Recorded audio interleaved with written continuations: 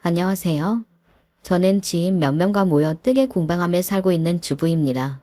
친구 따라 강남 가고 먹을 가까이 하면 거머진다는 속담이 있죠. 전 오늘 여러분에게 친구를 잘 가려 사귀어야 한다는 그런 말씀 꼭 좀 드리고 싶습니다. 그냥 교훈 주려고 하는 말이 아니고요. 제가 직접 경악할 일을 겪어서요. 여러분에게 들려드리고자 하는 사연은 바로 저와 제 딸이 겪은 이야기입니다. 내 딸은 변호사로 있어요. 많이 배우고 콧대 높은 직업을 가진 여자가 무슨 이런 심파극이 다 있냐고 하시겠지만 제 딸처럼 똑똑한 사람도 얼척없는 일을 당하기도 한답니다. 타고나기를 남에게 싫은 말 못하고 배려만 하는 착한 사람들이 있죠. 그 심성을 이용하려 드는 악인을 만나 신세를 망치게 되는 비극적인 일이 벌어지기도 하죠. 강지영, 그 대바라지고 못되어 처먹은 년. 정말 죄송합니다. 그 애를 생각하면 제가 욕밖에 안 나와서 여기에 대고 이렇게 저속한 말을 쓰고 말았네요. 지영이라는 애는 우리 딸과 어릴 적 한 동네에서 자란 친구였어요. 같은 초등학교와 중학교를 나오는 동안 우리 집에도 자주 놀러 오는 친구라 저도 익히 잘 알고 있죠. 세진아, 저 친구는 보기 좀 그렇구나. 아무래도 너랑 어울려 보이질 않아. 어느 엄마라도 지영이 같은 친구가 오면 사귀지 말라고 할 거예요. 어린이답지 않게 과한 치장과 상스러운 말투, 그 특유의 쎄한 눈빛까지. 걔가 초등학생 때는 앞머리에 스프레이로 잔뜩 힘을 주고 입술에 뭘 칠했는지 빨갛게 하고 누가 봐도 날라리 같은 인상 있죠. 그런 행색을 하고 다녔습니다. 중학교 때는 똥꼬부유만큼 짧은 교복 치마를 입고 화장은 술집 여자만큼 심해진 데다가 이미 그 애에 대한 나쁜 소문이 동네에 파다했습니다. 소위 일진이라고 불리는 동급생들을 괴롭히고 때리는 깡패 같은 애라는 소문 말이에요. 하지만 딸은 지영이가 보기만 저렇지 착하고 자기를 많이 도와준다면서 제 친구를 감쌌습니다. 아줌마, 저 싫어하시죠? 그러지 좀 마세요. 저는 그렇게 못된 애 아니에요. 세진이 저 아니었으면 반 애들한테 조리돌림까지 당했을걸요. 전학 오자마자 찐따라고 애들한테 괴롭힘 당하던 걸 제가 친구로 삼아주니까 애들이 괴롭힘을 멈추던걸요. 몇몇 애들이 장난삼아 내 딸을 불렀다는 별명, 전따. 그러니까 전학으로 온 따돌림 당하는 아이라는 뜻인데 이렇게 불러대며 애들이 내 딸을 건드렸다네요. 원래 반포동에 집이 있었고 집이 꽤 잘 살았었는데 남편이 하던 사업이 망하고 신림동으로 이사 온 곳입니다. 사춘기 나이에 가뜩이나 내성적이던 아이는 집안 사정으로 위축까지 되어서 전학 뒤 많이 힘들어했어요. 딸이 그 친구 도움으로 학교에 잘 적응할 수 있었다는데 제가 더 할 말이 있어야 말이죠. 그래, 사람에게 그것도 어린아이에게 괜한 선입견 갖지 말고 딸에게 좋은 친구라 여기자.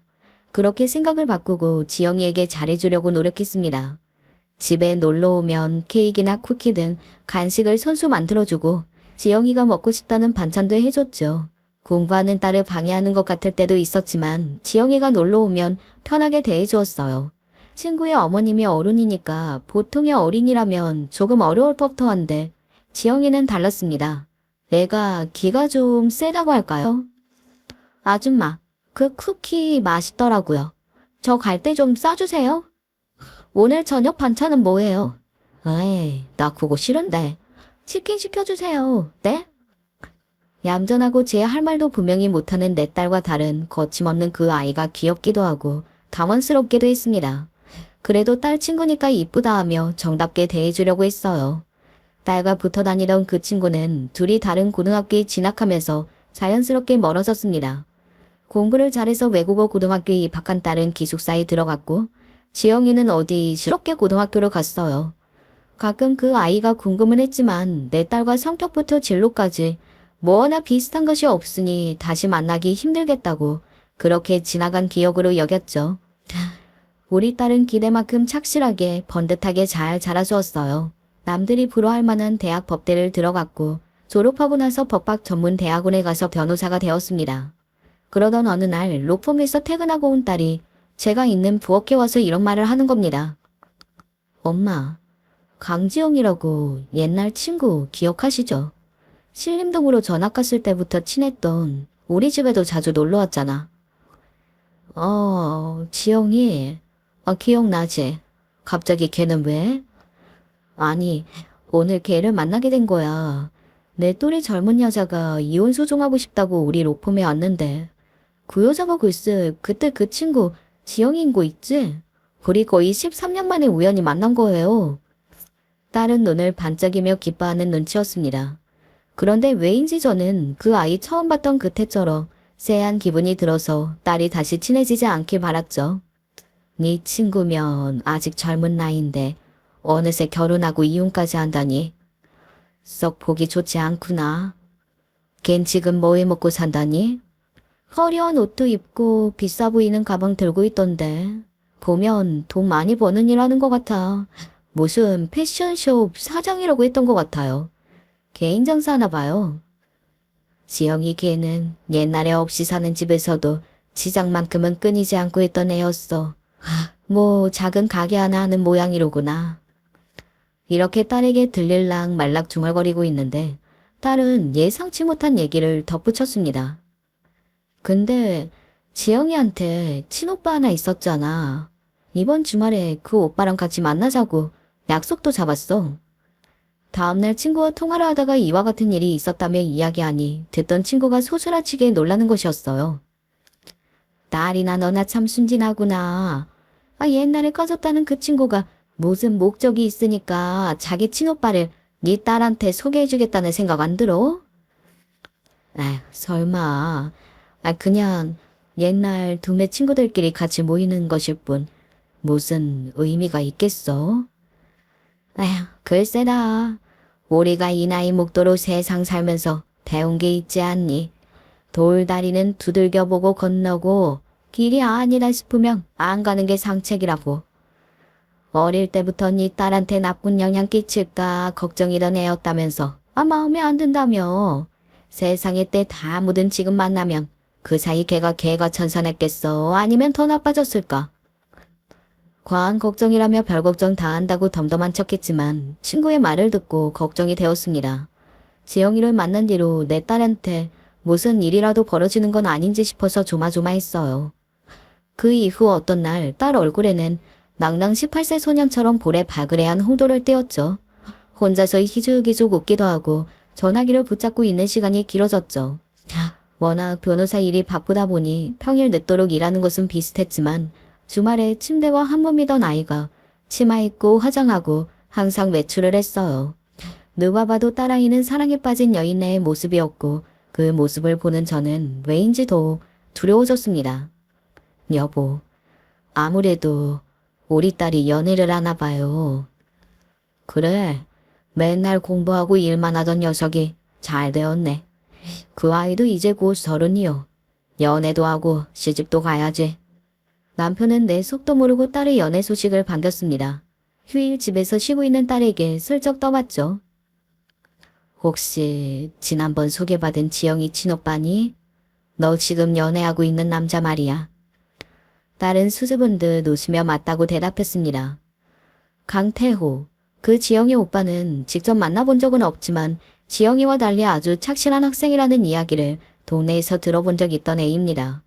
지금 삼성에서 두바이 같은 해외 건설 사업하는 일을 하고 있다니 꽤 성실하고 열심히 살아온 남자인 것 같아 안심이었죠.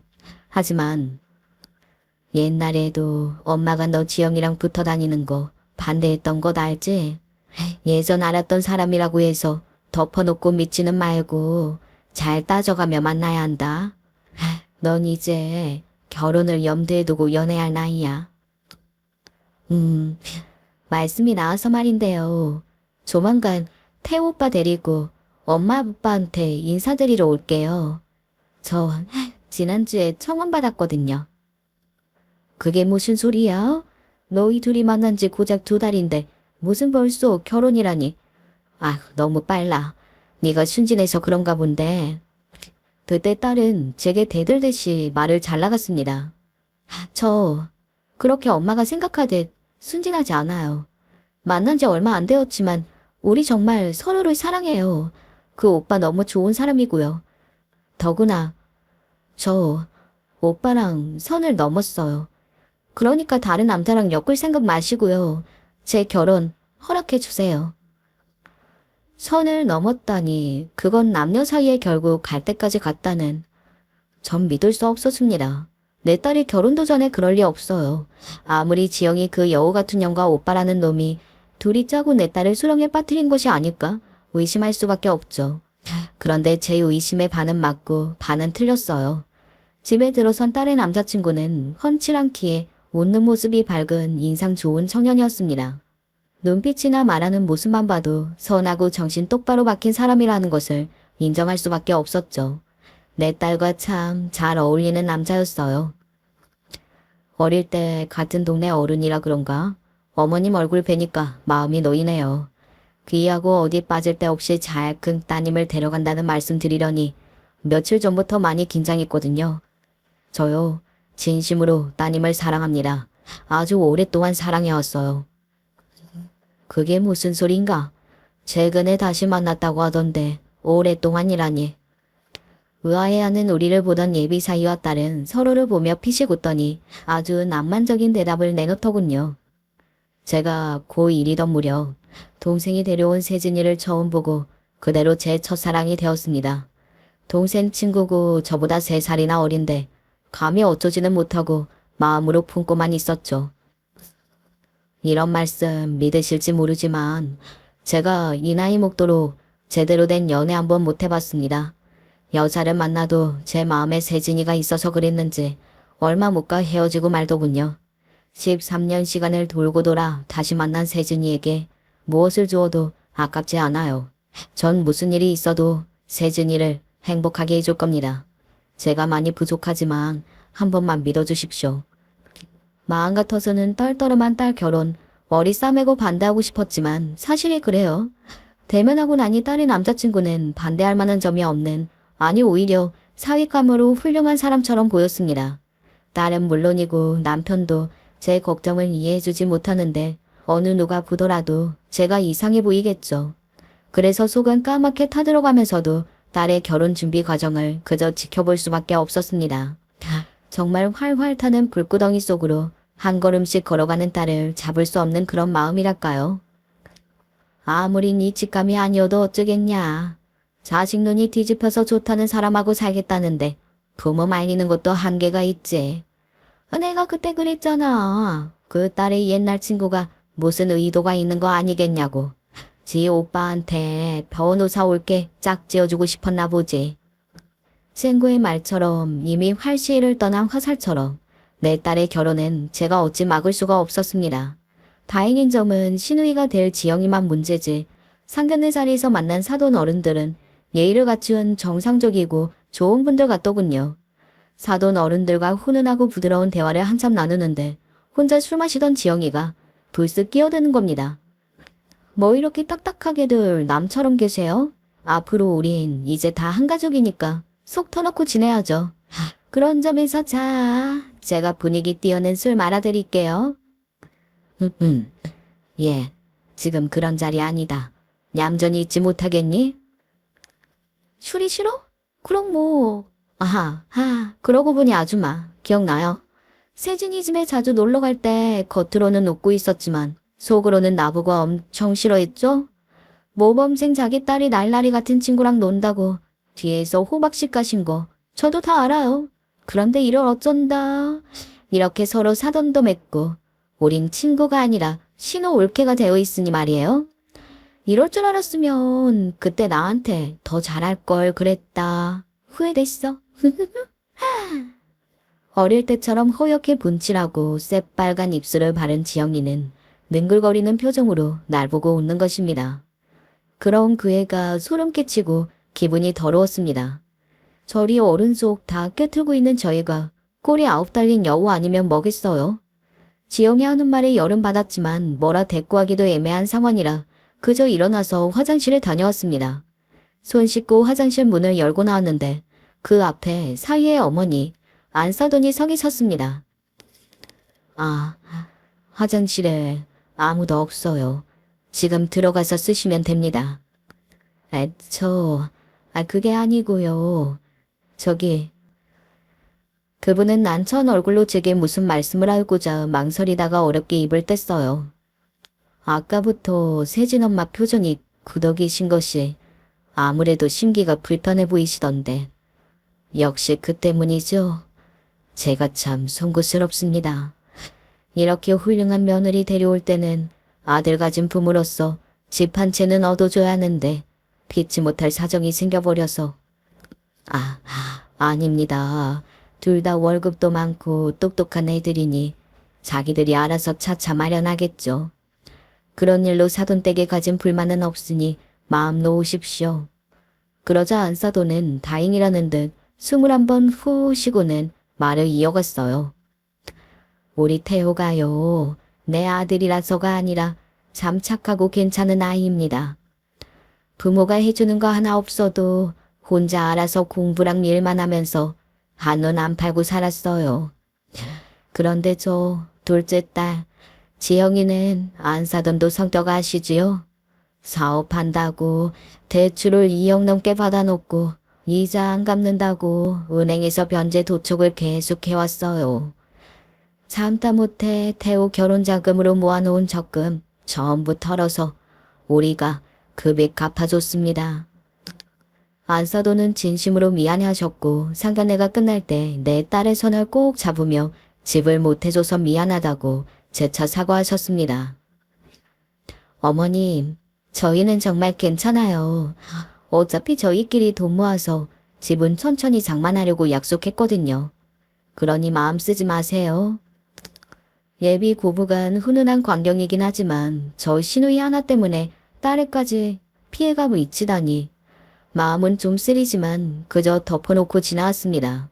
결혼식을 올리고 잘 사는가 싶던 딸은 2달 만에 울먹이며 집에 왔습니다.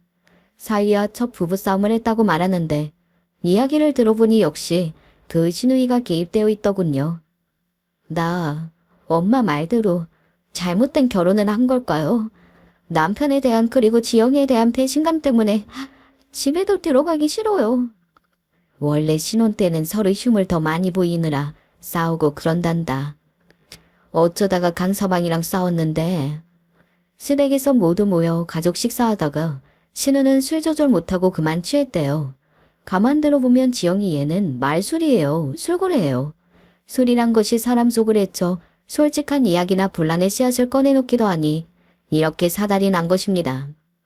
야야, 잘난 척 좀 하지 마. 네가 공부 좀 했다고 세상 모든 걸 아는 것처럼 구네. 무서웠어 진짜. 네 옆에 앉아있는 남편이 진짜 운명적인 사랑 어쩌고 너 그 말 믿고 결혼까지 했지. 그거 다 생쇼야. 다 내 계획 아래에서 오빠랑 너랑 맺어진 건데? 그게 무슨 말이야? 네 계획이 뭐 어쩌고라니?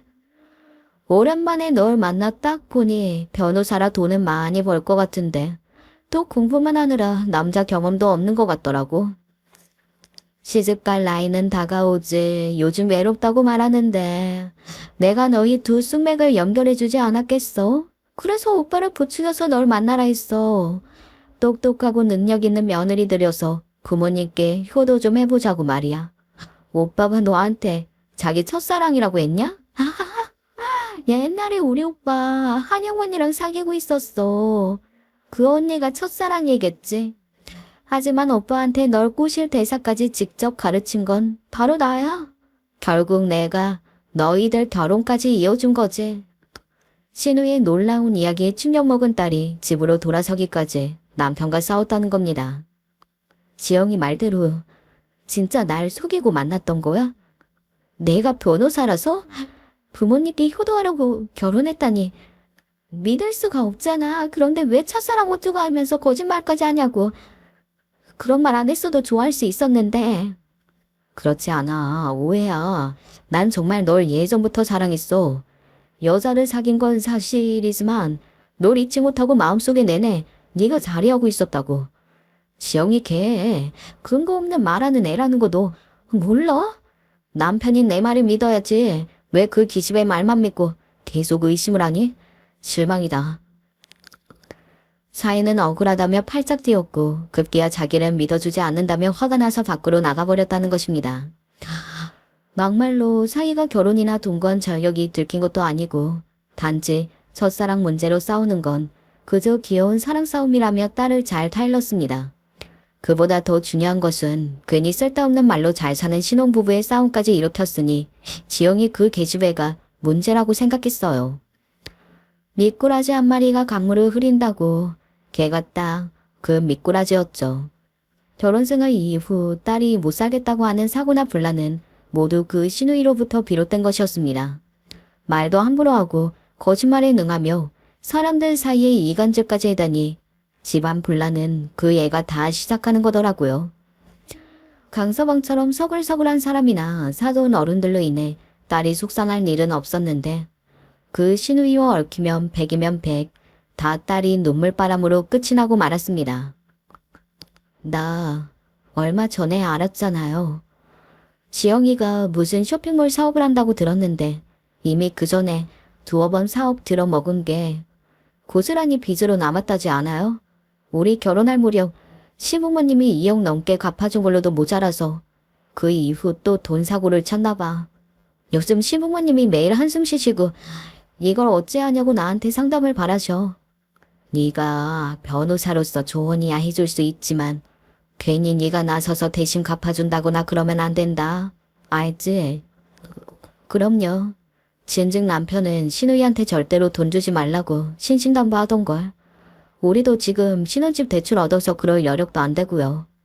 그런데 웃긴 것은 맨날 제 입으로는 한 달에 1,000만 원도 우습게 번다고 그러는 거야. 자기 입이 고급이라 일식집 아니면 안 간다고 하고 종업원들한테 팁까지 준다니까.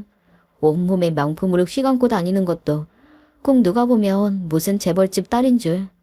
이렇게 있는 척은 다 하니까 나도 지영이가 그렇게 어려운 상황인지 미처 몰랐지. 제가 진빚 갚느라 부모님 허리가 휘는 것도 모르고 흥청만청 쓰고 다니는 지영이의 얘기는 딸의 입에서 거의 매번 나오는 레파토리입니다. 이혼 소송이 끝나자 신우이는 더욱 자주 딸을 귀찮게 굴었습니다. 인생이 외롭고 쓸쓸하니 술 사달라. 너희 로컴에 있는 괜찮은 남자 좀 소개해달라도 자기 처지도 모르고 애같이 징징대면서 딸에게 투정 부리는 거예요. 사위는 자기 여동생을 평생 겪었으니 어떤 인간인지 알 거 아니에요. 말도 안 되는 청탁은 딱 잘라서 거절도 하고 되도록 멀리 지내라며 딸을 신우이에게서 보호해 주었습니다. 하지만 사위나 제가 신신당부했지만 딸은 점점 그 애의 마수에서 벗어나지 못했어요. 어느 휴일에 딸이 갑자기 집에 찾아와서 생전 처음 하는 부탁을 했습니다. 엄마, 옷이나 가방 중에 명품도 있어요? 저 좀 빌려주세요. 있기야 하다만 젊은 너한테 이게 어울릴까 모르겠다.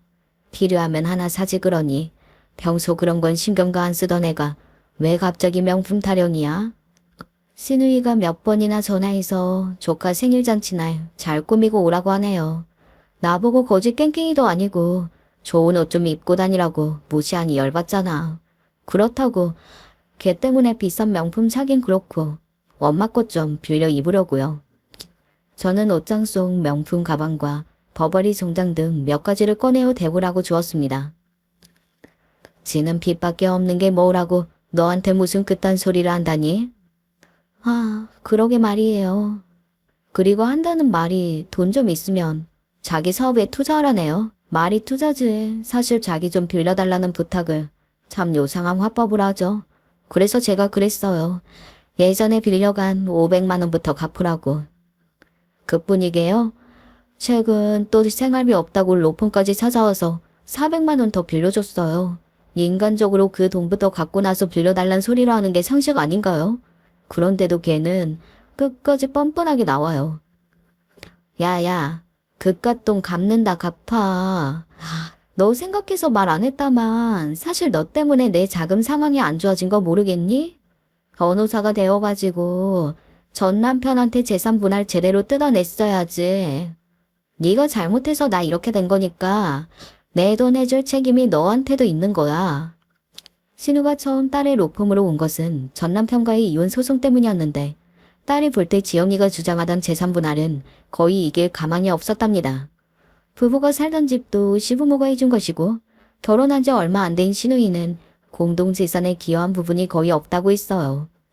법이 그런 걸 어쩌냐면 설득해도 신우이는 내 딸 때문에 소송에서 졌다고 막무가내로 떼를 쓰며 돈을 빌려달라고 해댔습니다.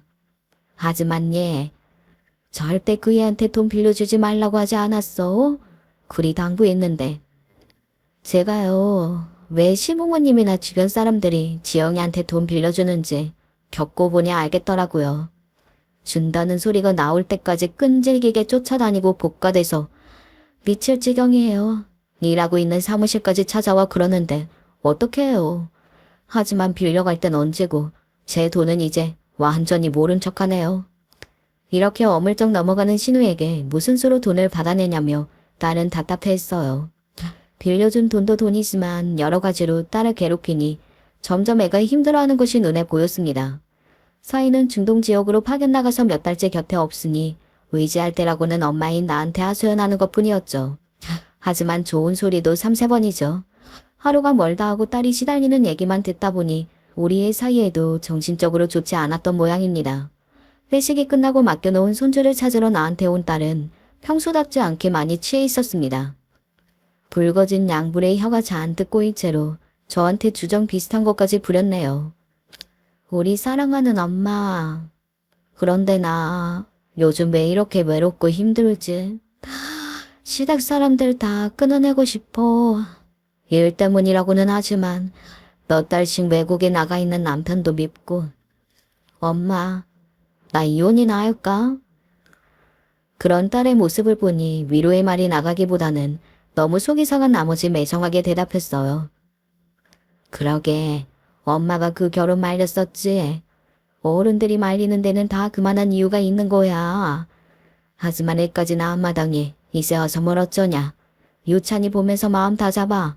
이혼은 무슨 이혼. 딸은 손으로 얼굴을 감싼 채 흐느끼듯 말했습니다. 엄마까지 나한테 왜 그렇게 해요? 따지고 보면요. 날 불행하게 만든 지영이를 만난 것도 애초에 다 아빠 때문이잖아요. 그때 아빠 사업 때문에 신림동으로 이사만 가지 않았어도 지영이를 만날 이유 없었는데. 딸의 험난한 결혼을 바라보는 제 속도 이미 꼬일 대로 꼬여서 위로가 필요한 딸에게 따뜻한 말 한마디 안 해줬습니다. 그날 딸과 감정 싸움을 하고 나서 우리는 한동안 연락하지 않았습니다. 손주도 시어머니가 집에 와서 봐주시기로 했다고 하면서 집에 발길을 또 끊었고요. 속으로 답답하고 딸이 괜찮은지 궁금도 했지만 저도 그간 딸 문제 때문에 석 끊느라 피곤함이 극에 달한 상황이었어요. 그러다 말겠지. 모녀간 인연이 끊어질 것도 아니고 시간이 좀 지나고 보지 뭐. 그렇게 넘겼어요. 그렇게 딸과 거리를 두고 지내는데 시골 지인이 올려보낸 꼬막을 보니 딸 생각이 간절해졌습니다. 우리 딸이 꼬막 무침을 참 좋아하는데 꼬막 무침이랑 갖가지 반찬을 만들어서 거의 보름 만에 딸 집에 갔죠. 우리는 아무 일도 없었던 듯이 전처럼 손주를 돌보며 정답게 시간을 보내다가 이상한 점을 보고 말았습니다. 손주를 안고 있는 딸의 앞에 서 있는데 딸 머리카락 사이로 허옇게 드러난 두피가 보이는 게 아니겠어요? 너 머리에 그게 뭐니? 왜 머리에 땜통이 있어? 놀라서 묻자 당황한 딸은 긴 머리로 땜통 부위를 감춰보았지만 이미 제 눈에 띈 이후였죠. 누가 이랬어? 설마 지영이? 고개를 숙이고 조금씩 흐느끼던 딸은 지난주 일요일에 벌어졌던 일을 얘기해 주었습니다. 최근 과로와 독감으로 아팠던 딸은 조카의 생일잔치에 못 가겠다 연락하고 대신 축하금 30만 원을 계좌이체로 보냈대요. 집에서 혼자 고열과 씨름하며 끙끙 앓고 있는데 오후 4시쯤 되었을까? 초인종 누르는 소리에 겨우 몸을 일으켜 현관 인터폰을 보니 시댁 식구들 모두 딸네 집으로 몰려온 거죠.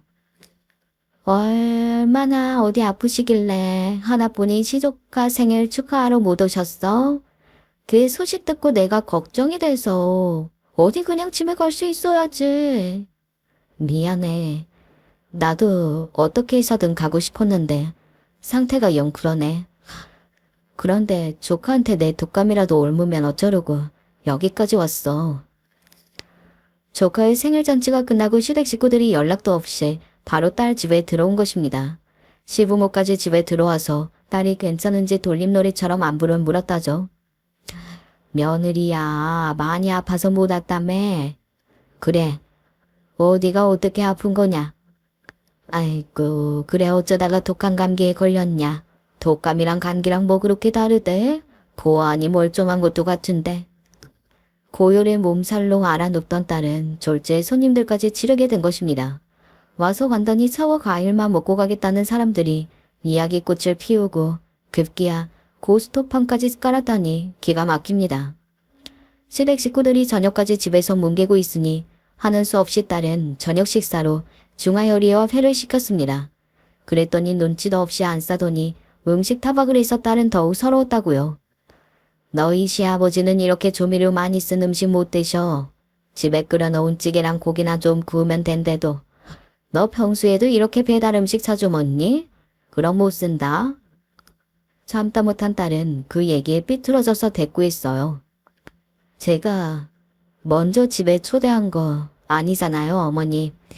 저 열이 38.5도나 돼서 어지럽고 일어날 기운도 없는데 무슨 수로 요리해서 바칠까요? 냉장고에 고기는커녕 양파도 없어요, 지금. 저봐, 저거. 핑계대고 조카 생일잔치에도 빠진 게 모자랬다고 우리 엄마한테 바럭바럭 대드냐. 너희 그 교양 있는 엄마가 시부모한테 그리 하라고 가르쳤냐?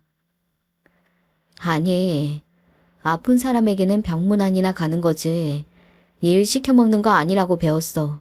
상스러운 집에서나 며느리라는 이유로 부려먹는 법이라고. 지랄 맞은 년이 우리 집 싸잡아 욕하는 거냐 지금. 가뜩이나 기분 꿀꿀한 차에. 내 미친년 오늘 드러낸다. 죽어봐라. 지영이 그년이 갑자기 손을 뻗어 딸의 머리채를 휘감아 돌렸습니다. 딸은 힘도 못 쓰고 머리가 돌아가고 두피가 뻗을 듯한 고통을 느끼며 끝내주기를 사정했대요. 아빠 제발 좀 놔줘. 너 학교 다닐 때 기억나지? 나한테 싸가지 없이 굴면 그게 누구든 2배로 갚아주는 강지영이라고. 앞으로 내가 부르면 어디든 바로 튀어와라. 어? 아픈 애 머네 시답지 않은 핑계만 대봐 아주. 손가락 사이사이 딸의 머리카락에 한 움큼 빠진 것을 툭툭 털고 시원하다는 표정으로 딸을 한번 보고는 가버렸답니다. 이 이야기를 듣는데 전 피가 거꾸로 솟는 기분이었어요.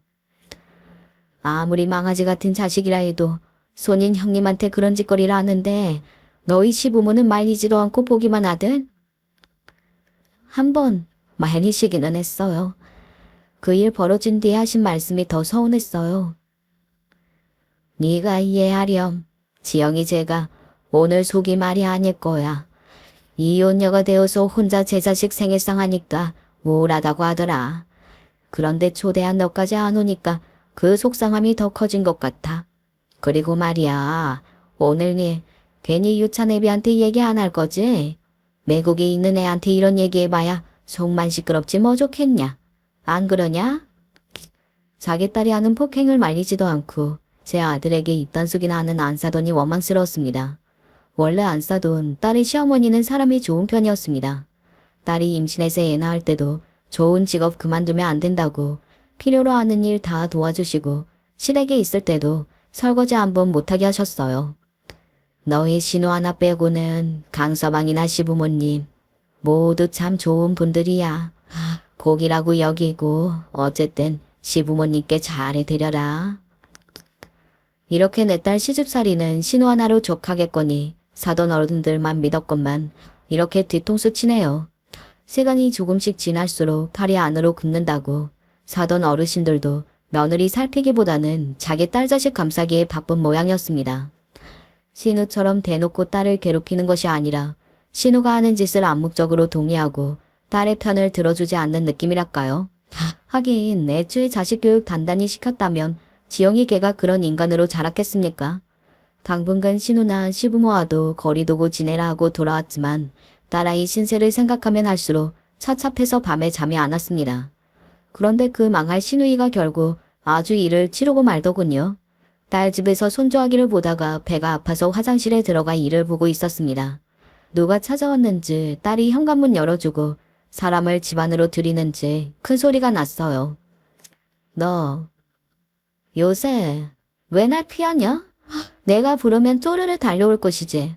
계속 연락 피하니까 직접 여기까지 찾아왔잖아. 내가 너한테 형님이고 손윗 사람이야. 학교 다닐 때 네가 갈구던 친구들한테 하듯이 나한테 그러면 못 쓰지.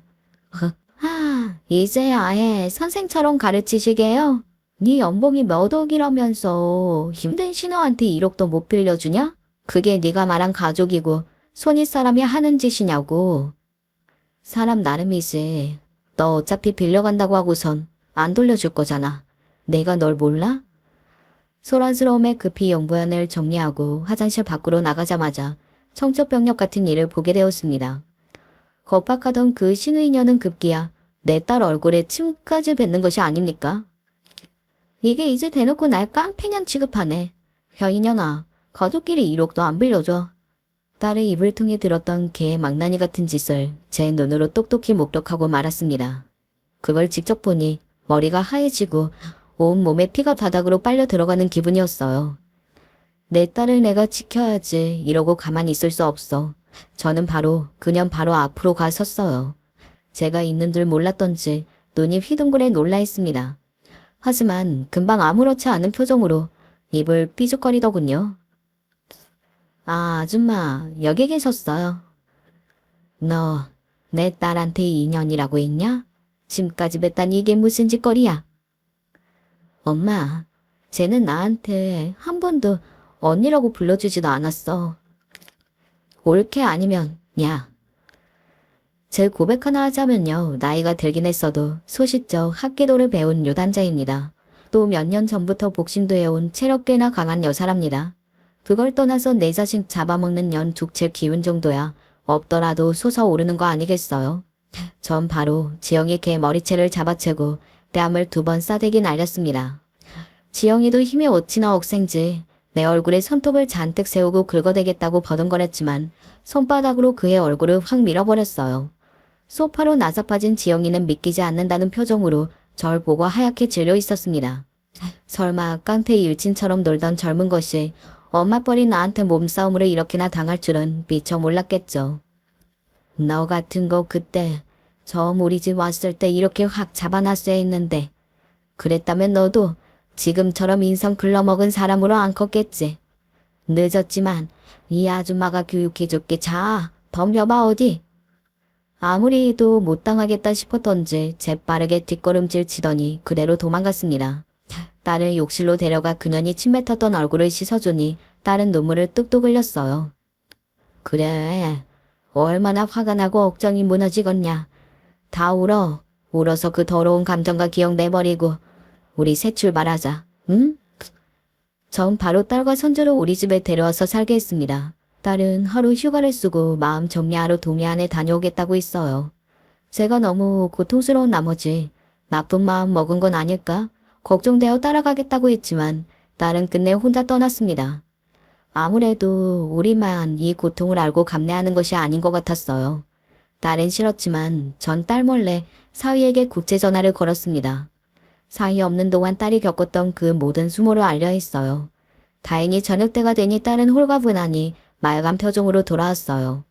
그리고 모든 준비가 끝났다는 듯이 결연하게 말했습니다. 저 이혼하겠습니다. 딸이 겪었던 그 힘든 과정을 지켜본 엄마로서 딸의 이혼에 환영할 수밖에 없었어요.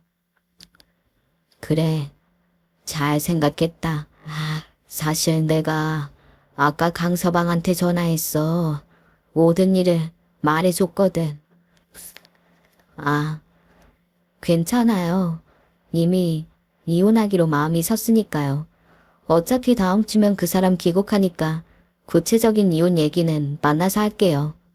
사위가 귀국하자마자 딸은 사위를 만나서 이혼하겠다고 선언했답니다. 그리고 신혼집에서 떠날 채비를 하기 시작했습니다. 저는 그 아이의 짐을 실어줄 요량으로 주차하고 딸보다 늦게 신혼집에 갔죠. 들어가 보니 딸과 사위는 말다툼 중이었어요. 내가 걔랑 가까워지지 말라고 했잖아. 동생만 없으면 우리 사이는 아무 문제가 없는데 이렇게 꼭 이혼까지 해야겠어? 여보는 몰라요. 지영이가 내게 무슨 짓들을 했는지. 이미 지칠 대로 지치고 내 마음은 상처뿐인 누더기야. 당신과 잘해볼 마음도 안 드는걸. 어쩌라고요? 사위, 자네가 뭘 착각하는 모양이고 지금 내 딸 꼴이 어떤지 보게나. 자네 없이 내 딸 혼자 자네 집 사람들에게 무슨 일을 겪었는지 알기나 하나? 그게 사랑인가? 자기 아내를 고통 속에 빠뜨리고 자네 곁에만 두면 다야? 그러자 서인은 쓰러지듯 소파에 앉아서 두 손으로 머리를 싸매고 괴로워했습니다. 우리 얘기를 듣고 더는 떠나겠다는 딸을 말리지 못하더군요. 딸의 남은 짐 싸는 것을 도와주고 같이 짐을 들고 나서는데 사이가 우리 등 뒤에 대고 외쳤어요. 장모님, 제가 이 모든 일을 바로 잡겠습니다. 그러니까 세진아, 우리 애기랑 당분간만 처가에 가서 지내고 있어. 모든 상황을 해결하고 데리러 갈 테니까 그때까지만.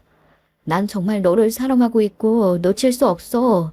그러니까 우리 사이가 끝이라고 생각하지 않았으면 좋겠다. 사이의 절절한 외침을 듣고 나오던 딸은 한참을 울었어요. 혹시나 이혼 결심이 흔들리지 않을까 싶어 딸에게 물었어요. 세진아, 진심이니? 이혼. 아직 마음 정리가 다 안 되었지만 네, 이혼해야죠. 그보다 지영이 걔 그냥 둘 순 없어요. 지금까지 걔한테 당하기만 했지만 나한테는 법이라는 힘이 있으니까 이제부터 걔를 법으로 조져주겠어요. 복수심이 활활 타오른 딸을 전 마음속 깊이 지지하고 박수를 보냈습니다. 그년 하나 때문에 사이좋던 부부가 이렇게 되었는데 그만한 대가는 치러야죠. 딸은 신우에게 빌려준 돈을 근거로 채무 불이행에 대한 소송과 강제집행도 들어가겠다고 했습니다. 변호사인 딸이 어련히 알아서 잘하겠습니까? 딸의 법적 대응으로 사업체와 재산 압류가 들어오니 저도 아차 싶었는지 지영이는 딸에게 살려달라고 연락해왔어요. 하지만 딸은 절대 연락받지 않고 전화를 차단까지 하더군요. 그러니까 할 도리가 없던지 지영이 그 거머리 같은 애는 우리 집까지 찾아왔습니다. 다행히 그때 딸은 집에 없었고 제가 대신 나가서 그 애 앞에 섰죠. 그날 당했던 기억이 났는지 씩씩대던 게 날 보자마자 얼어붙었습니다. 이 악기 같은 년아. 빌린 돈이나 얼른 갚고 내 딸한테 찾아오지도 말고 연락하지도 마라. 네 얼굴만 봐도 아줌마 주먹이 우는데 어떻게 아예 곤죽이 되도록 만들어줄까? 아이씨, 아줌마가 나 때렸던 거 경찰에 신고할 거야. 소송도 걸 거야.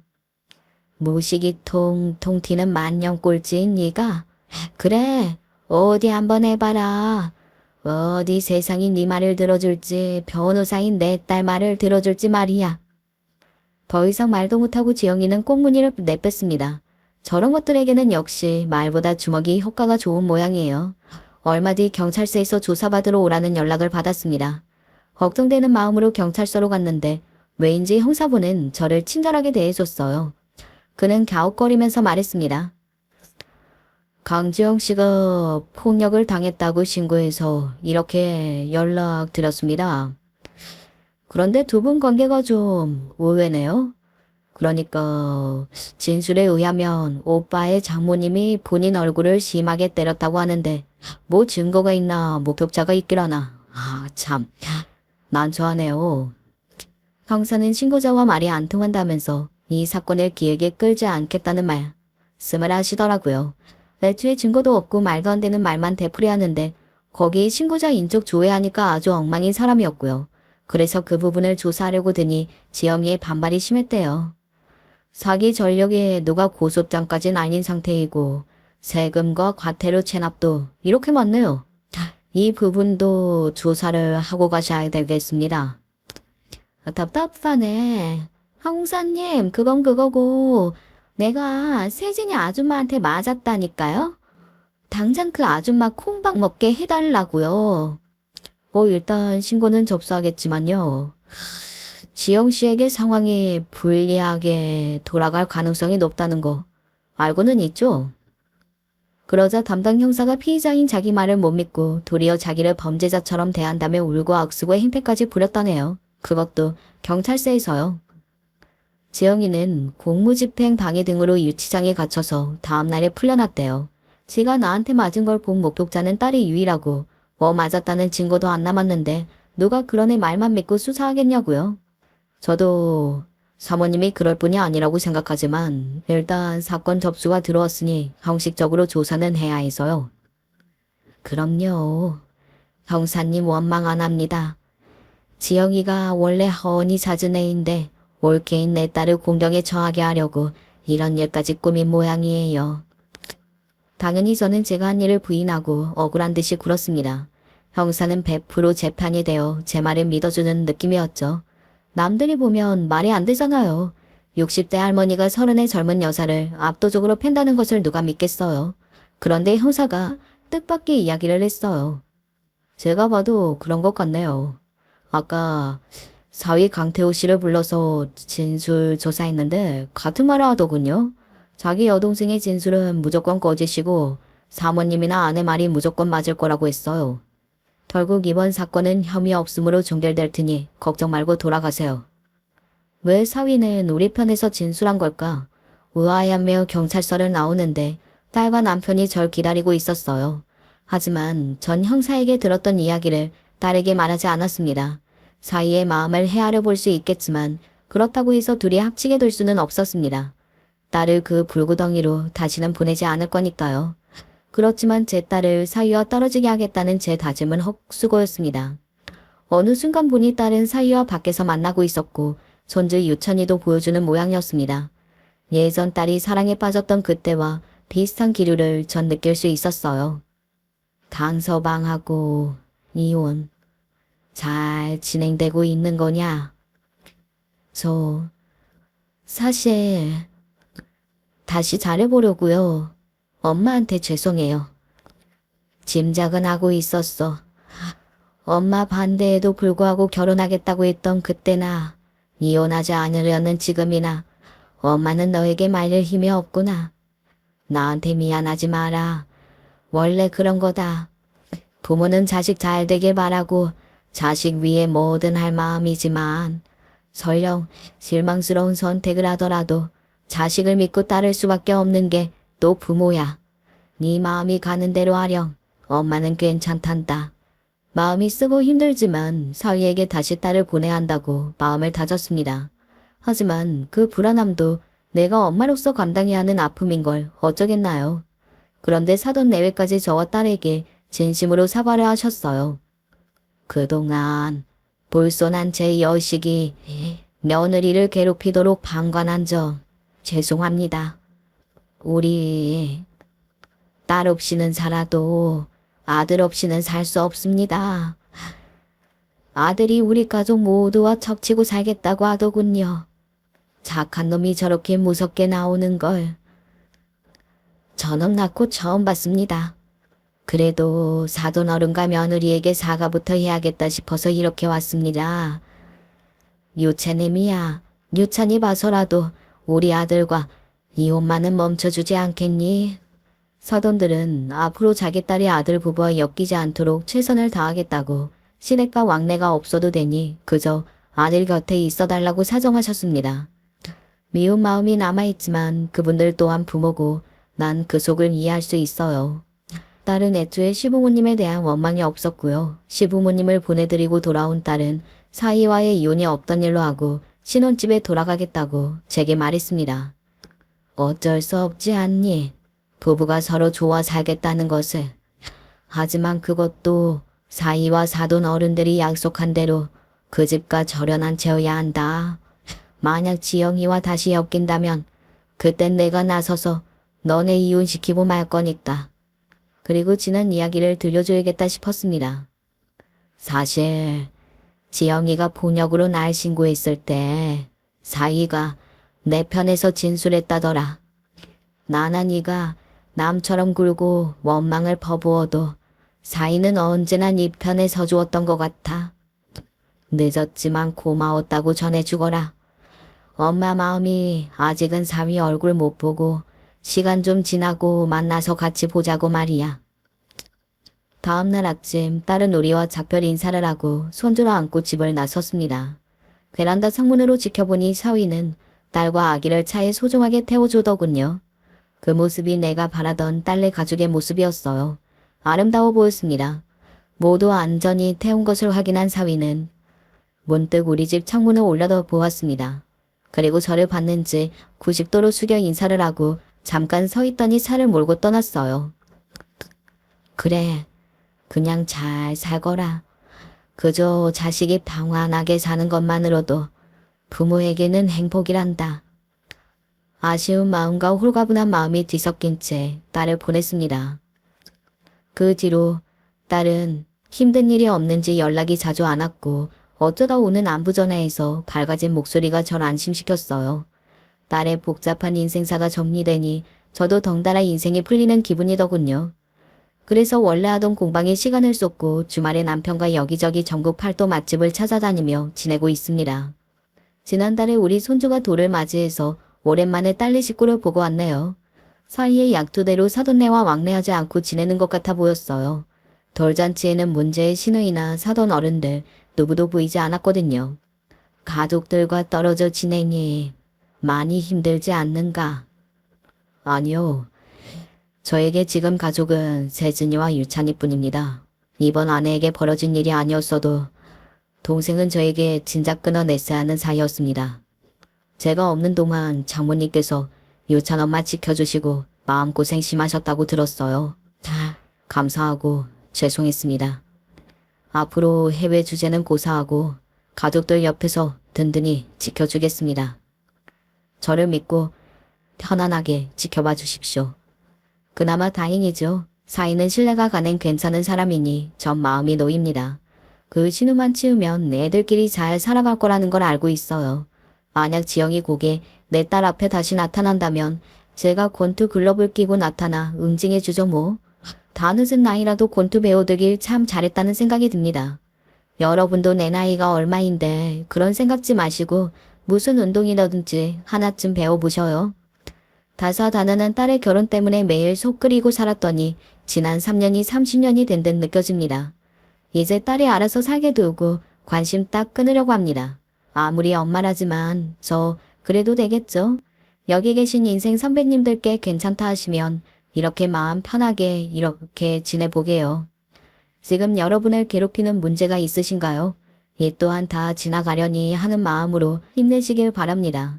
그럼 저는 여기에서 작별 인사를 고할게요. 여러분 안녕히 계십시오. 안녕하세요.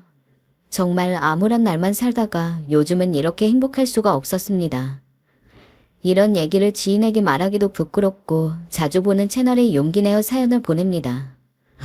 어떤 분은 잘했다고 하실 분도 계실 거고 어떤 분은 너무한다는 분도 계실 것 같아요. 저의 행동에 대해서는 절대 후회는 없었습니다. 그럼 제 이야기를 시작해 보겠습니다. 저희 집은 시골 출신으로 정말 못 살았습니다. 게다가 형제도 많아가지고 정말 말 그대로 콩 한 쪽도 쪼개고 쪼개서 아껴서 나눠 먹어야 할 정도로 가난했습니다. 나중에 저랑 형제들이 크고 나서 돈을 벌기 시작하면서 확실히 부모님 두 분이서만 일할 때보다는 나아졌지만 그렇다고 해서 기본적인 형편이 어디 가진 않았습니다. 그래서 저는 은연중에 결혼 같은 건 다 포기하고 있었던 중이었는데 그래도 사람한테 운명이라는 게 있는지 우연치 않은 계기로 지금의 남편을 만나게 되었습니다. 남편은 저랑은 정반대의 사람이었죠. 태어나서 단 한 번도 서울을 벗어난 적이 없었을 뿐더러 남편의 부모님은 중소기업을 운영하시는 사장님들이었는데 아무래도 회사 하나를 통째로 키우는 거다 보니까 일반적인 사람들에 비해서 잘 사는 편이었습니다. 가정 형편도 사랑 환경도 다른 제가 남편과 연애를 할 수 있는 것만으로도 감지덕지라고 생각하며 살았습니다. 결혼은 엄감생심, 꿈도 못 꿀 일이라고 생각했기에 남편이 어느 날 저를 비싼 레스토랑에 가서 무릎을 꿇고 반지를 주면서 프로포즈를 할 때 그 누구보다도 놀랐습니다. 수강씨, 당신이랑 살면 평생 행복할 것 같아. 나랑 결혼해 줄래? 저요? 정말 저와 결혼하고 싶다고요? 난 당신이어야만 해. 설마 남편이 저를 진지하게 연애 이상의 와이프가 될 수 있는 사람으로서 보고 있을 거라고 생각하지 못했고 프로포즈 자체에 대해서 마음은 너무 깊었지만 내가 이걸 섣불리 받아도 될까 하는 고민을 버릴 수는 없었습니다. 시부모님도 걱정이 되었고요. 남편이 꾸준히 저에게 매달린 그때 저도 결국 사랑하는 사람과 한평생 같이 살고 싶다는 욕심을 버릴 수가 없어서 프로포즈를 받아들였습니다. 하지만 문제는 결혼 허락을 받기 위해서 남편의 부모님을 찾아봤을 때부터 발생했습니다. 아마 기본적으로 저에 대해서 남편에게 먼저 들었는지 제 이름도 알고 계셨고 제가 대충 어느 정도 사는지도 알고 계시더라고요. 그냥 아는 것으로 그쳤다면 상관이 없겠지만 은근히 저를 위아래로 훑어보는 게 솔직히 그렇게 기분이 좋지만 않았습니다. 시골 출신이라 들었는데 맞나? 네, 어머님. 난 거기가 어디인지 들어도 모르겠던데 무슨 리라고 했더라? 아, 됐어. 알려줄 필요는 없고. 근데 거기 인터넷은 되나? 뭐가 굴러가긴 굴러가나?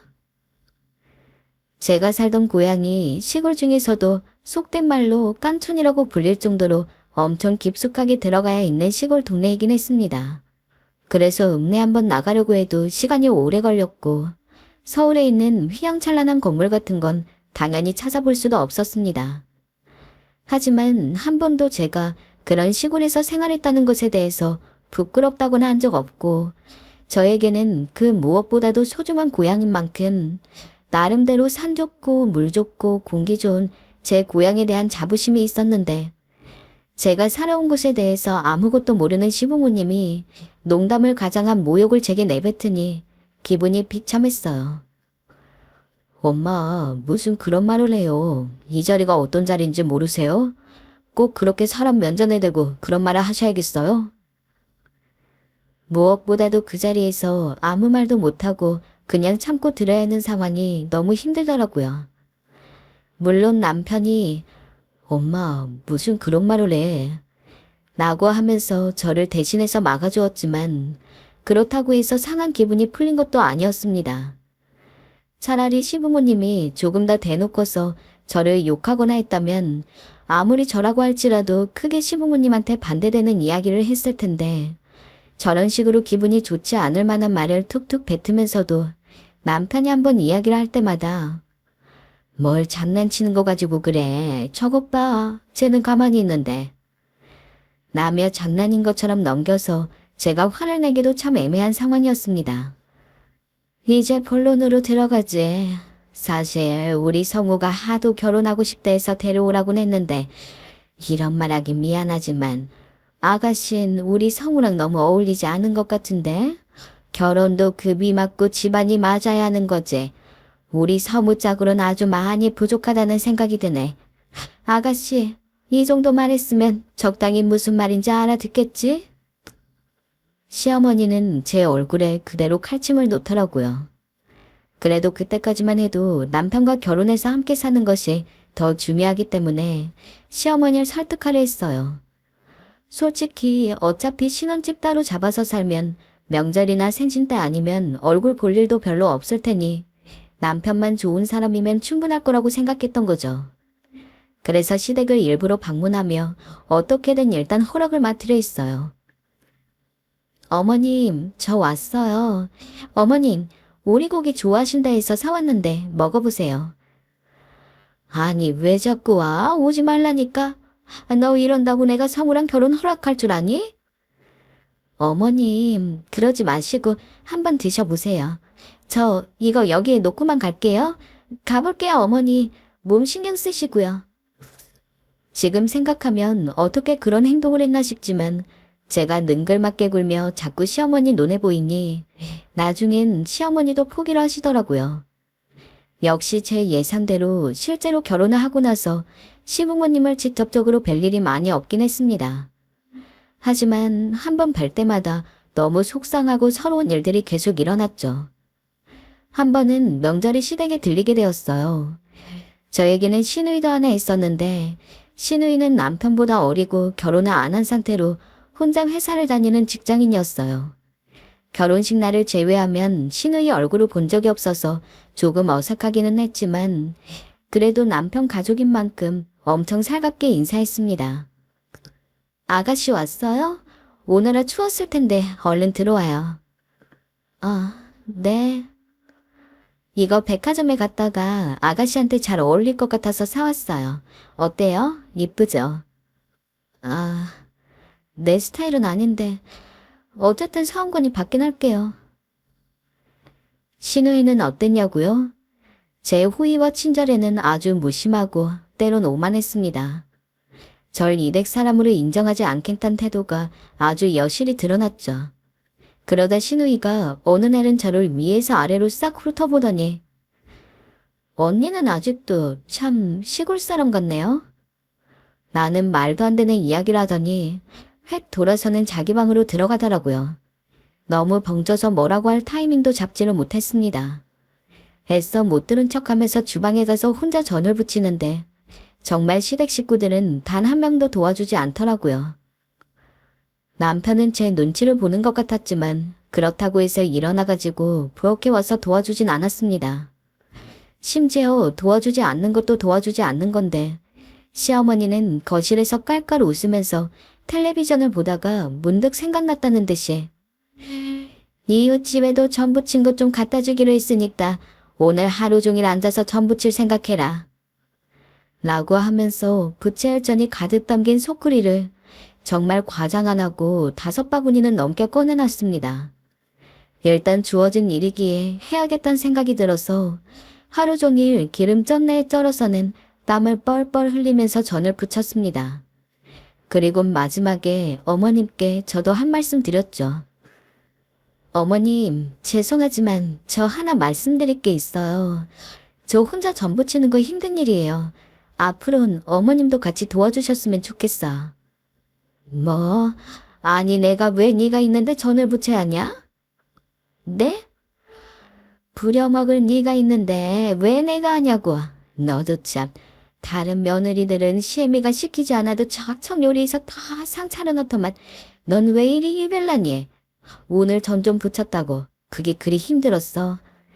옛날 나 때였으면 이런 말은 시애미한테 하지도 못했어. 엄마, 그만해. 언니가 시골 사람이잖아. 뭘 몰라서 그래. 시골에선 이렇게 안 하나 보지. 그쵸, 언니? 제가 이 말을 하자마자 곧바로 어머님의 불호령이 떨어졌고 신우이는 그놈의 시골을 또 들먹이면서 옆에서 깐족대었어요.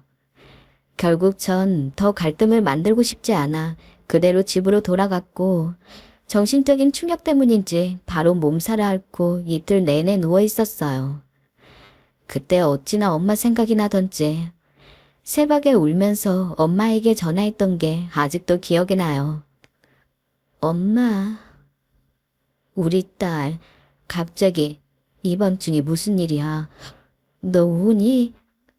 엄마, 나 너무 힘들어. 무슨 일인데 말해봐. 엄마의 말 한마디에 모든 걸 다 쏟아부터 털어놓고 싶었지만 제가 그러면 엄마 가슴이 너무 아플 것 같아 차마 그럴 수가 없겠더라고요. 그래서 그날은 어쩔 수 없이 전화기에 대고 통곡하듯 울다가 겨우 전화를 끊었어요. 여보, 미안해. 당신 우리 엄마 때문에 상처 많이 받았지? 내가 엄마한테 잘 말해놓았으니 다음부턴 이런 일 없을 거야. 내가 미안해. 정말 면목이 없다. 나도 우리 엄마가 그럴 줄은.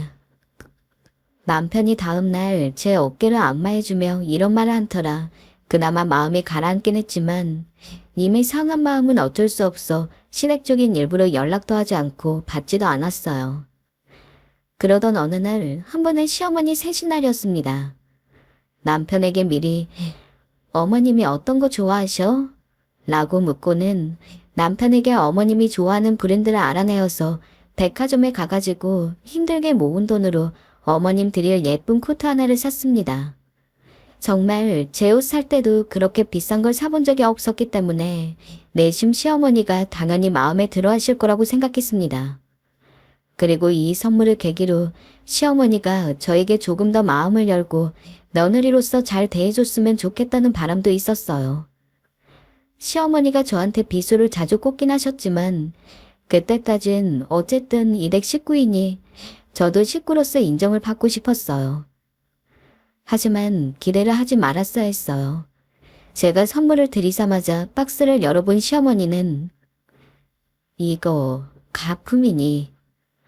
라고 묻더군요. 너무 당황스러워서 아니에요 어머님, 이거 백화점에서 어제 직접 산 정품이에요. 라고 답하니까 그제서야 선물을 꺼내서 하나하나 꼼꼼히 확인해 보더니 계속 의심을 하셨어요. 너 괜히 정품 아닌데 정품인 것처럼 백화점 박스만 어디서 구해와서 나온 거 아니야? 정품이 왜 이렇게 후줄근해? 아니 정품이라면 이럴 일이 없는데. 예, 선미야. 너 인터넷에서 이 코트 좀 찾아봐라. 원래 이렇게 생긴 건지 내가 한 봐야겠다. 시댁 식구는 물론 시댁 쪽 친척들도 몇 명 모여있는 자리에서 시어머니가 그렇게 크게 이야기를 하니까 정말로 백화점에서 산 정품인데도 제 얼굴이 다 화끈거리더라고요. 다들 제가 드리는 선물이 가짜라고 의심하는 것 같고 우물쭈물 거리면서 정 의심이 되시면 구매한 백화점에 전화해 볼 수 있다고 이야기를 하니까 그제서야 시어머니는 흥 하고 콧방귀를 한번 끄시더니 아무 말 없이 선물을 대충 박스에 넣어서는 방에 들고 갔습니다. 그런데 여기서 신우이가 한마디 거들더군요. 언니, 선물이라 내가 말 안 하려 했는데 좀 심한 거 아니에요? 뭐가요? 아니 색깔이요. 너무 촌스럽잖아요. 아무리 엄마가 나이가 많아도 그렇지 저런 걸 어떻게 입어요? 그리고 엄마는 저런 어두운 색 잘 안 받아요. 밝은 색이 잘 받지. 사기 전에 좀 물어보고 사지 그랬어. 아, 그 생각을 못했네요. 그래도 저거 점원분이 그래도 제일 잘 나가는 상품이라고 추천해서 산 건데 어머님 마음에 안 드세요? 아니다, 됐다. 마음에 들어. 허나 어머님의 마음에 든다는 그 말은 절대 마음에 든다는 느낌이 아니었어요. 마지못해 하는 말이었죠. 솔직히 말해 저도 잘 지내보고 싶어 사온 선물인데 그런 취급받으니 너무 서럽더라고요. 거기다 더 겸악스러웠던 건 바로 어머님의 다음 말이었어요. 근데 돈은 준비 안 했니? 네. 돈 말이야, 내 용돈. 뭐야, 그것까진 준비 안 한 거냐? 아이고, 기가 막혀. 선물 하나 하고 그냥 땡친 거야? 어쩜 그리 정성이 없냐. 어이없게도 시어머니는 제가 용돈까지 준비했다고 생각하셨나 봐요. 제가 우물쭈물 어쩔 줄 몰라 하자 옆에서 남편이 엄마, 선물 사왔으면 됐죠. 그 선물도 비싼 거예요. 하고 거들더라고요. 그날 집에 돌아와서 얼마나 울었는지. 설마 시어머니 생신을 처음 챙기는 며느리가 간도 크게 가품을 사서는 백화점 박스만 구해서 넣었을 거라고 생각하는 것도 어이가 없었고 아니라고 했는데도 불구하고 저를 계속해서 믿지 않고 그렇게 사람들 많이 모여있는 자리에서 저를 면막 줬다는 게 너무 쪽팔리고 화가 났습니다. 또 거기다 용돈까지 요구하는 시어머니에게도 너무 화가 났어요. 가진 게 많으신 분이면 욕심도 없을 줄 알았는데 있는 사람이 더하다고 시어머니가 딱 그 짝이더라고요. 결국 다음에 시댁에 갈 때 전 미리 분명하게 의사를 전달했어요. 어머님 생일날 선물 아니면 용돈 둘 중 원하는 걸 말씀하시면 그걸 해드리겠다고요. 둘 다 할 생각은 없는 거니? 하고 묻고픈 눈치였지만 제게 아무 말씀 못하시는 모습을 보고 속으로 고소했어요. 그래도 여기까지는 저 혼자서만 겪은 일이니까 그냥 아무 말도 하지 않고 꾹 넘겼어요. 하지만 그 사건만큼은 저도 정말 참을 수가 없더군요. 그날은 시골에 사시는 부모님이 저희 집에 택배를 보낸 날이었어요. 후아, 상자를 열자마자 엄마에게 전화부터 했어요. 엄마, 뭘 이리 많이 보냈어요. 조금만 보내라니까. 이서방이랑 같이 먹으라고 넉넉히 보냈어. 상할 수 있으니 냉장고에 얼른 넣고 신선할 때 먹어라. 알겠지? 알겠어요, 엄마. 고마워요. 원래 시골에 살 때부터도 밥을 먹을 때 매일 부모님이 지은 농작물로 간식도 만들어 먹고 반찬을 만들어 먹고 있습니다. 근데 제가 결혼을 해서 서울로 올라온 뒤로는 아무래도 부모님에게서 야채를 얻어오기 어려우니까 그냥 마트에서 사 먹거나 가게에서 식재료를 사서 만들어 먹는 게 전부였는데 정말 오랜만에 부모님이 택배로 보내준 관계로 고향에서 자란 농작물을 먹을 수가 있었어요. 가지, 고추, 상추, 감자, 고구마, 거기에 토마토까지 너무 좋더라고요. 아, 그리고 내가 일부러 사돈 어른도 넉넉하게 먹으라고 덕사 한가득 챙겨놨으니까 나중에 사돈댁 들릴 일이 있으면은 내가 보내준 거라고 하고 전해드려라. 심지어 부모님은 저 먹을 것뿐만 아니라 시부모님 먹을 못까지 전부 생각해서 정말 박스가 뜯어질 직전까지 꽉꽉 채워서 보내주셨습니다. 그런데 솔직히 드리기 전부터 망설여지더라고요. 여보, 이거 자기 어머님이 좋아하실까? 줬다가 괜히 욕만 먹는 거 아닌지 모르겠어. 아니야, 엄마 좋아하실 거야. 예전부터 이런 거 드시고 싶다 하셨거든. 갖다 드려보자. 그래요. 설마 시어머니가 이것까지 뭐라 하실까 싶어. 저는 바로 그 주 주말에 부모님이 보내준 농작물을 다른 박스에 따로 포장해서 시부모님에게 가져다 드리며 이거 저희 부모님이 직접 농사지은 농작물인데 엄청 건강하고 맛있어요. 그러니까 어머님이랑 아버님도 식사하실 때 조금씩 챙겨 드시면 좋을 것 같아요. 라고 하면서 전해드렸습니다. 시부모님은 딱히 달갑지 않은 눈으로 보기는 했지만 그래도 별말 없이 저에게 야채를 받아서 알겠다고 하시더라고요. 그래, 뭐, 잘 먹으마. 떨떠름한 표정이었지만 그 말 한마디에 솔직히 작게나마 기쁨도 느꼈어요. 그리고 저는 당연히 두 분이 저희 부모님이 보내준 농작물을 조금씩이나마 드시고 있을 거라고 생각을 했습니다. 하지만 4개월 정도 뒤 시댁 쪽 가족 행사 때문에 정말 오랜만에 시댁에 들렸어야 했는데 시부모님 심부름으로 베란다에서 물건을 하나 꺼내다가 익숙한 박스 하나를 보게 되었습니다. 바로 몇 개월 전에 제가 부모님이 직접 농사지은 농작물이라고 하면서 시부모님에게 전해드렸던 농작물이 담긴 박스였습니다. 제가 처음 전해드렸던 그 모습 그대로 있더라고요. 정말 단 하나도 줄어든 것 같지가 않았습니다. 게다가 이미 썩어 있는 것들이 많아서 성한 게 하나 없었죠. 날이 더워서 미리 냉장고에 보관했어야 했는데 아마 시부모님은 저한테 그날 농작물을 받은 뒤에 박스채로 베란다에 내팽겨치고 한 번도 들여다보지 않았던 것 같습니다. 순간 너무 멍해서 한참 동안 썩은 농작물들만 멍하니 바라보다가 다시 거실에 나왔는데 그날 시댁에 있는 내내 대화에 집중을 할 수가 없었습니다. 조금만 틈이 나면 썩어 있던 부모님의 정성이 기억이 나서요. 부모님은 저 결혼할 때 본인들이 해주는 게 없다고 너무 미안해 하셨습니다. 그래서 이 농작물도 저한테 미안한 마음을 갚을 겸 걱정도 되고 잘 살았으면 하는 마음으로 시부모님과 제 생각을 해서 가득 보내주신 걸 텐데 그런 부모님 마음이 완전히 무시당했다는 생각을 하니까 너무나 가슴이 아팠습니다. 그러다 결국 입을 떼고 말았어요.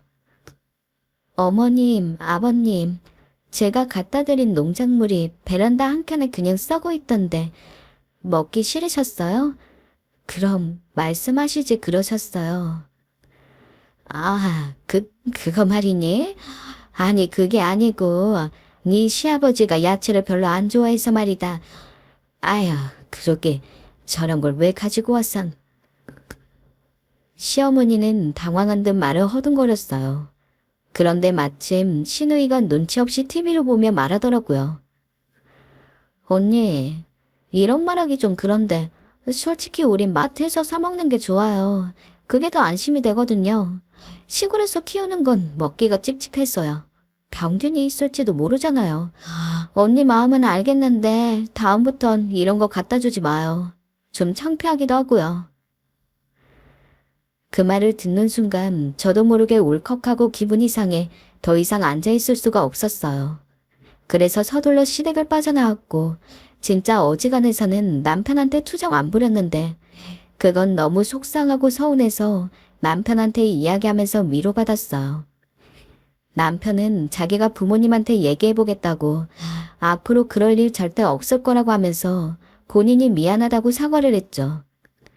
시부모님이든 시누이든 시댁 식구들은 다 별로지만 그래도 남편이 착했기 때문에 그의 결혼 생활을 버틸 수 있었던 것 같습니다. 그렇게 시부모님과 만나거나 연락을 할 때마다 시골 사람이라고 미미하게 무시받는 나날들이 계속 늘어갔습니다.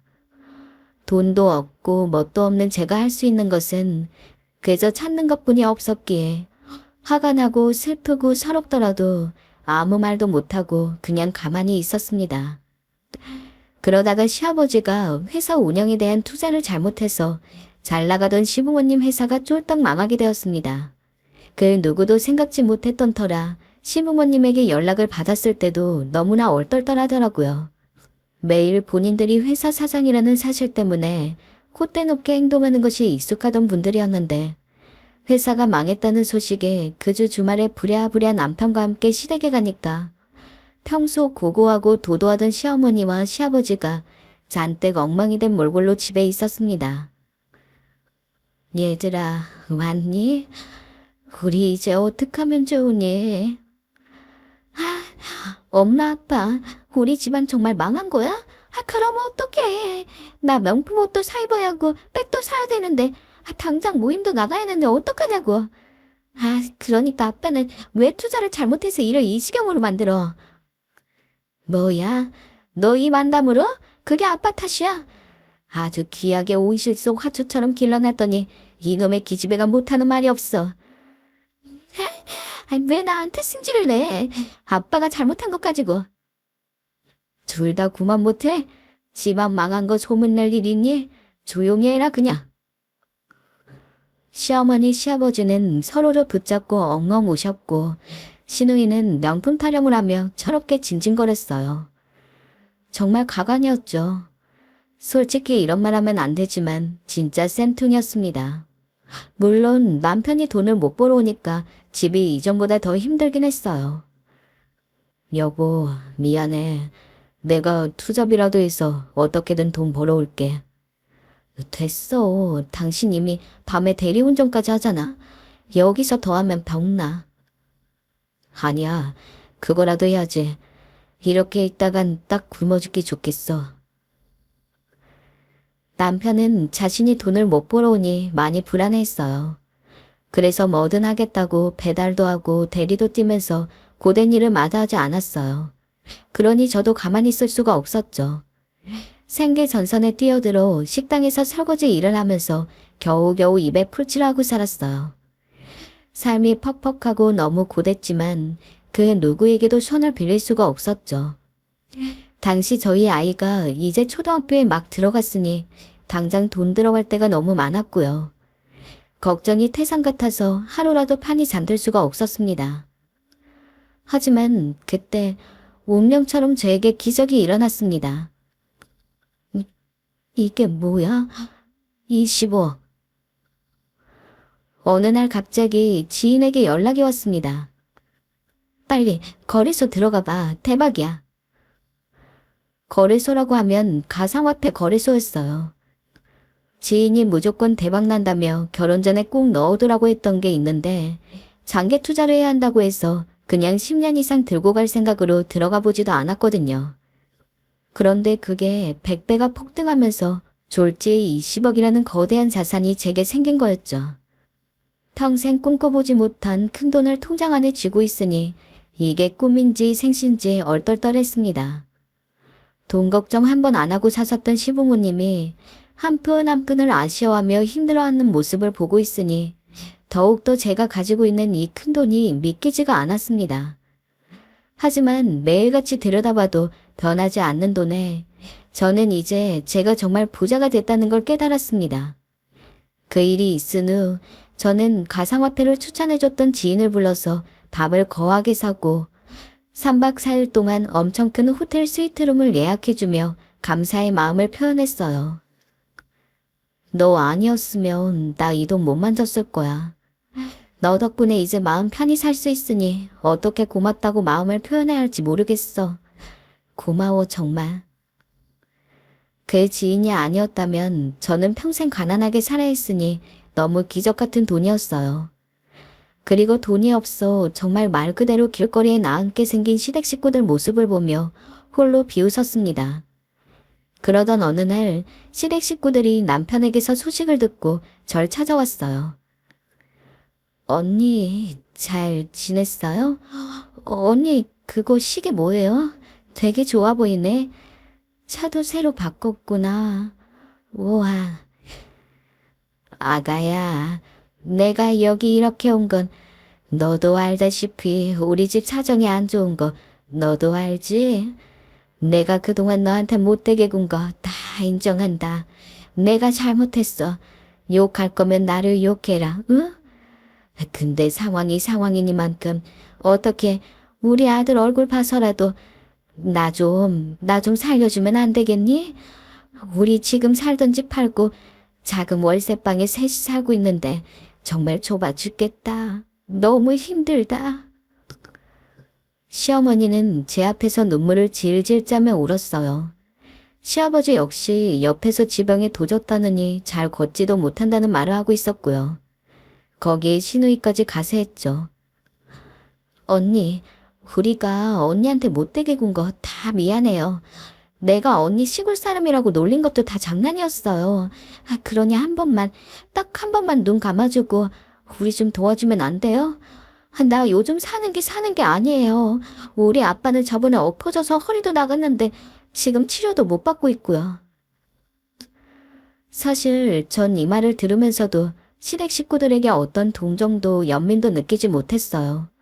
절 어떻게 대한 사람들인지 너무도 잘 알기에 그 앙금이 남아있어 도저히 좋게 볼 수가 없었기 때문이죠. 그러나 남편은 달랐어요. 남편은 부모님이 이렇게 되자 마음이 아픈지 저한테 말도 못하고 하루 종일 끙끙 앓더군요. 결국 전 시댁 식구들이 저한테 친절하지 못했을지언정 남편만큼은 늘 제 편이 되어주었기에 정말 선심 써서 남편 생각해가지고 1억을 내던져줬어요. 물론 그냥 남편한테 준 거 아니었습니다. 직접 작은 월세방에 살고 있는 시댁에 방문했거든요. 월세방은 정말 급하게 구했는지 생각보다 더 열악했어요. 그리고 전 그 방을 천천히 둘러보다가 가소롭단 표정으로 1억이 담긴 돈뭉치를 시부모님 앞에 던졌죠. 어머님, 아버님, 솔직히 회사 망한 거 정말 당해도 싸다고 생각하고 그동안 저한테 못되게 군 거 생각하면 1억은커녕 1원도 주기 아까워요. 근데 오로지 남편 하나 보고서 선심 쓰는 거니까 고맙게 여기세요. 남편 아니었으면 정말 땡전 한 푼도 줄 일 없었으니까. 그래. 고맙다, 아가야. 고마워. 이 돈 정말 잘 쓰마. 고맙다. 우리한텐 네가 복덩이야, 네가. 언니, 너무 고마워요. 언니밖에 없어요. 내가 그간 언니한테 왜 그렇게 함부로 굴었는지 모르겠어요. 앞으로는 내가 평생 언니 잘 모시고 살게요. 제가 건네준 1억을 받으시고 시부모님의 태도가 한순간에 휙 바뀌었습니다. 그렇게 콧대 높고 저 시골 사람이라고 무시하고 모욕하고 저희 부모님도 제대로 대접 안 해주던 사람들이 갑자기 저한테 굽신거리더라고요. 어찌나 가소롭던지. 생각지도 못한 환대를 받으며 저는 그 집에서 나왔어요. 마치 제 묵은 한이 다 벗겨지는 기분이 들어 절로 웃음이 났습니다.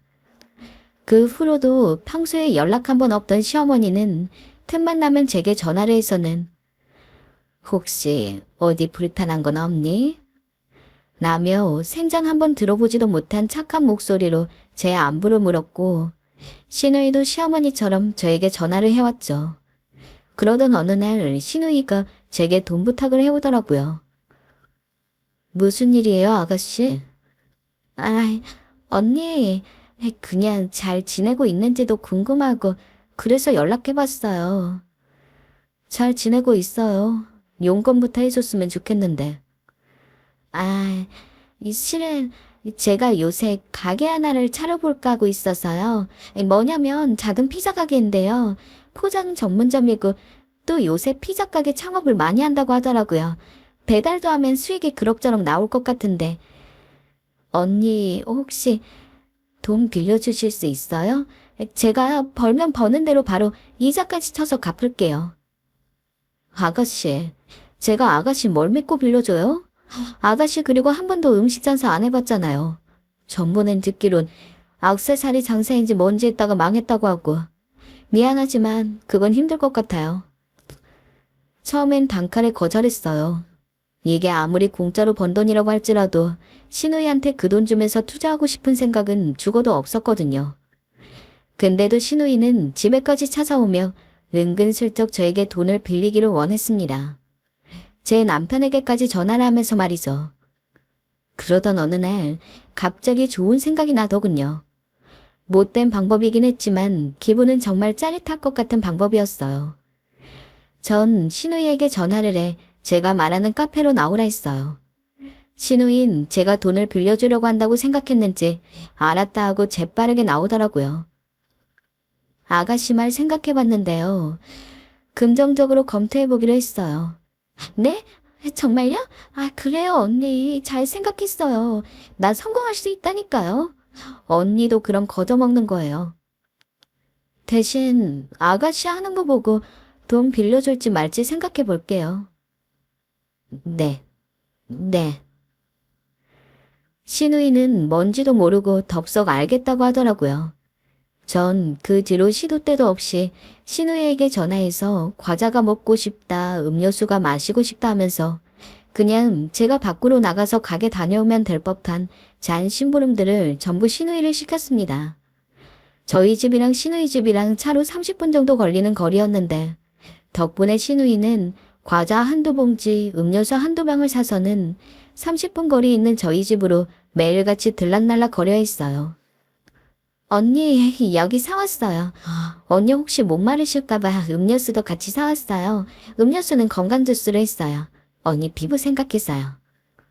평소 같았으면 제가 그런 짓을 시킬 생각조차 못했겠지만 설사 시켰다고 하더라도 길이길이 날뛰면서 지금 미쳤느냐, 네가 뭔데 나한테 이런 거 시키느냐 하며 막말을 해야 했을 신우이가 생글생글 웃는 얼굴로 제 비위를 맞추려고 알랑거리는 걸 보니까 정말 10년 먹은 체중이 싹 내려가는 느낌이었습니다.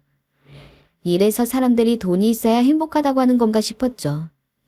물론 당연히 제가 그동안 당한 것들이 있는데 겨우 이런 잔심부름 몇 번으로 화를 풀지 않았습니다.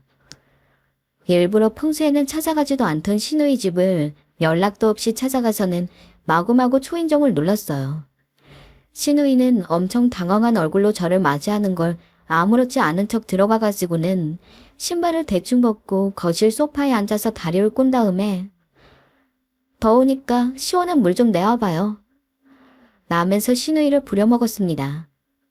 신우이가 가져온 물을 마신 다음에는 여기까지 오느라 다리가 아픈데 제가 허리가 아파서 못 주무르겠어요. 여기 좀 주물러 줄래요? 라고 안마까지 시켰죠. 제가 무슨 일을 시켜도 극만 안고 열심히 하는 신우이. 꼭 무슨 가정부가 하나 생긴 기분이었습니다. 분명 속으로는 이를 으득으득 갈고 있겠지만 본인이 돈이 없고 저한테 한 푼이 더 아쉬운 상황이었으니 아무리 성질이 나더라도 저한테 아무런 말도 하지 못하겠죠. 신우이 집에 가서 거의 무슨 왕처럼 대접을 받는데 그 짧은 시간이 영원처럼 느껴질 정도로 너무 행복했습니다. 그러던 어느 날 웃긴 건 시어머니까지 이 소식을 신우이에게 들었는지 저에게 와 아부를 시작하더라고요. 예, 너가 우리 애 가게 차려주기로 했다며? 있잖니, 난 네가 너무 고맙다. 그래서 말인데 실은 나도 미용실 하나 하고 싶거든. 소시떡에 내가 손기술이 있단 소리를 꽤나 들었거든. 아가, 너 뭐 먹고 싶은 거 없니? 내가 다 해줄게. 이 말을 듣자 저는 이거다 싶더라고요. 전 곧바로 시어머니한테 5만 원짜리 2장을 휙 던지면서 오늘 갈비찜 먹고 싶으니까 요 앞에 재료 사가지고 나 갈비찜도 만들어줘요. 남는 돈은 가지고 하면서 정말 치욕스러운 심부름까지 시켰습니다. 그리고 그날 저녁에 시어머니가 만든 갈비찜으로 밥 2그릇을 뚝딱 해치운 다음에 집에 돌아왔죠. 시어머니는 제가 갈비찜을 먹는 내내 몸에 좋은 한방 재료를 넣었다면서 제 입에까지 갈비를 넣어주더라고요. 우리 아가 몸보신 제대로 해야지. 이제 곧 날씨도 추워질 텐데. 너 몸이 차서 감기에 잘 걸리잖니. 내가 얼마나 걱정이 많았는지. 아무튼 이제 음식은 시애미가 다 해줄 테니 너는 손에 물 묻힐 생각하지 말고 그냥 편안하게 있어라. 알았지? 네, 어머님, 알겠어요. 남편은 제가 신우이한테 어떤 짓을 시키는지 어렴풋이 알고 있는 느낌이었습니다. 아마 신우이가 제가 간 뒤에 남편한테 하소연이라도 하지 않았을까요? 오빠 아내 좀 말려보라면서.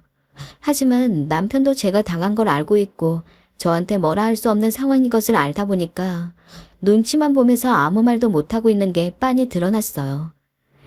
남편은 착했던지라 남편의 가족인 이상 미안한 마음이 아주 조금 들기는 했어요. 하지만 그냥 넘기기에는 제가 그동안 무시를 당했던 것들이 너무 많았죠. 저에 대한 무시는 물론 저희 부모님에 대한 무시도 있었으니까요. 그래도 아무것도 안 주면서 부려먹기만 하진 않았습니다. 시댁에도 월 200씩 용돈을 줬고 시누이는 일을 하고 있는 사람이었기에 가끔씩 100만 원 정도 주면서 살림에 보태쓰라고 하고 있었어요. 덕분에 시어머니랑 시아버지는 제가 올 때마다 언제나 상장처럼 저를 모시려고 했죠. 그동안은 시댁에 가면 제가 설거지도 해야 하고 빨래도 해야 하고 거의 시댁에 밀린 집안일을 제가 몰아서 다 하는 느낌이었는데 시댁에 쫄딱 망하고 제가 부자가 되니 그 후부터는 저는 시댁에 갈 때마다 정말 손 하나 까딱 안 하고 거실에 앉아서 TV만 봤습니다. 그리고 가끔 가다가 필요한 게 있으면 어머님, 저 사과 좀 깎아주세요. 배고픈데 혹시 해물탕 만들어 주실 수 있어요? 어머님이 해주신 해물탕 먹고 싶어요. 돈은 제가 드릴게요. 라면서 말했죠. 그러면 시어머니는 후다닥과 해물탕이며 전골이며 맛있는 걸 잔뜩 만들어 와 제 입에 넣어주곤 했어요. 물론 그것도 다 속셈이 있는 짓이었죠. 자기들 가게 차리기 위해 하는 짓이었으니까요. 시누이는 틈만 나면 저에게 와서 이러더군요.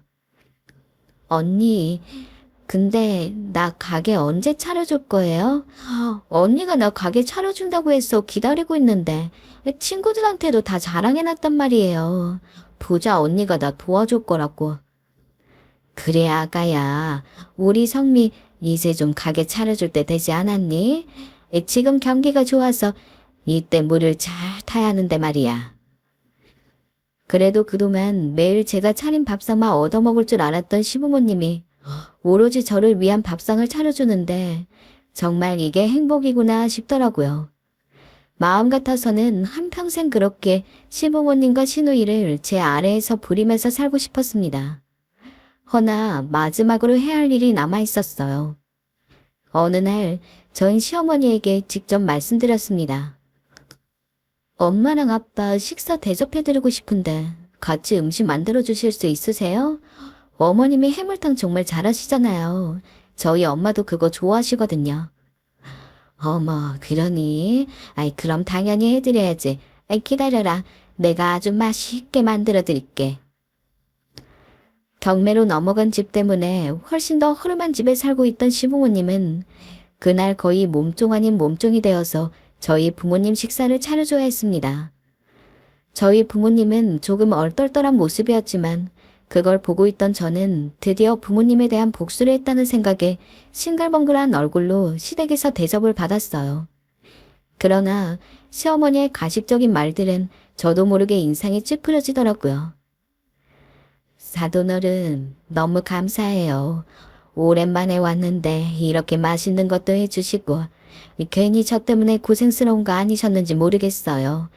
정말 잘 먹다 갑니다. 아니에요. 우리 며느리 덕분에 호강하고 있는데 이 정도야 언제든 해드릴 수 있죠. 놀러 오고 싶을 땐 언제든 오세요. 제가 이 정도는 또 만들어 드릴 수 있어요. 하하하. 그리고 전 부모님이 고향으로 돌아가신 날 바로 말씀을 드렸어요. 어머님, 생각해봤는데 아무래도 가게 차려드리는 건 힘들 것 같아요. 아가씨도 그렇고요. 미안해요. 뭐, 이제 와 안 된다고? 그런 법이 어딨니? 지금까지 어머님 아가씨께 돈 들이면서 심부름 시켰으니 저 그 정도로 할 도리 다 했다 보고요. 저 시댁살이 시키신 거, 모욕 준 거, 제 부모님 수치스럽게 한 거. 이렇게 다 갚는 겁니다. 앞으로 사람 시골 출신이라고 돈 없다고 무시하거나 함부로 얕잡아 보지 마세요. 시어머니와 시누이가 땅을 치며 우는 소리가 들렸지만 전 뒤도 돌아보지 않고 나갔어요. 그걸로 제 복수는 끝났죠. 남편도 제게 더 말하지 못했어요. 어찌됐건 옆에서 제가 어떤 취급을 받았는지 잘 알고 있으니까요. 그래도 아직 저한테 돈을 빌려하는 시누이와 당장 제가 없으면 먹고 살 길 자체가 요원해지는 시부모님은 애 같았는지 저희 집까지 와서 찾아오고 있어요. 아무래도 더 찾아오지 못하도록 이사를 가야 할 듯 싶어요. 남편도 그렇게 하자고 했고요. 현재는 친정 부모님 집 지어드리려고 알아보고 있습니다. 어떻게 벼락같이 떨어진 행운이지만 이 행운으로 집도 해드리고 시댁 식구들에게 복수도 하고 이 정도면 하늘이 준 기회가 아닌가 싶네요. 오늘도 시댁살이 하고 계시는 며느리분들 파이팅 하시고요. 그리고 혹여나 저와 같은 행운이 하늘에서 떨어지지 않더라도 부당한 대우를 받으시면 그거에 대해 꼭 할 말은 하셨으면 좋겠어요. 지금 제가 가장 후회하는 게 바로 그 부분이거든요. 저는 그럼 여기서 이야기 마무리하겠습니다. 모두 평안한 하루 되세요.